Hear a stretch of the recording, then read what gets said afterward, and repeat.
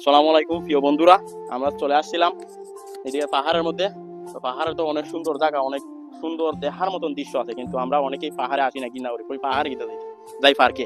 কিন্তু আমরা পাহাড়ে চলে আসছিলাম, আইয়া পাইলাম আমার এক বাইরে এই জায়গার মধ্যে।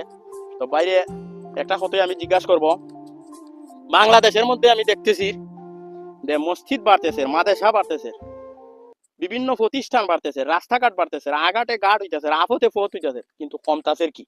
আমি বাইরে একটু প্রশ্ন করবো কি কমতেছে? কমতাছে কি? শিক্ষা কমতাছে। শিক্ষা কমতেছে না? হুম। আসলে আমাদের বাংলাদেশের মধ্যে সরকার উপবৃত্তি চালু করে দিয়েছেন, অনেক সিস্টেম চালু করেছেন একবারে শিক্ষা যোগ্যতা বাড়ার জন্য। এরপরে যদি বলো কমে, কিন্তু তোমার আনসারটা হয় নাই।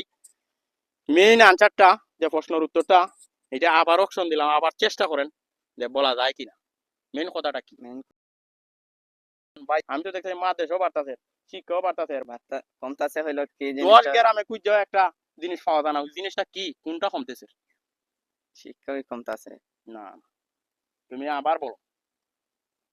সময় আমাদের কম, বলে তুমি বুঝতে পারছি তুমি পারবে না। ইমানদার কমতেছে, আমরা 10টা গ্রাম খুঁজেও আমরা একজন ইমানদার ইমানদার এখন পাই না। ইমানদার কথাটা কমতাছে। কথাটা ঠিক হ্যাঁ, না? কথা ঠিক আছে।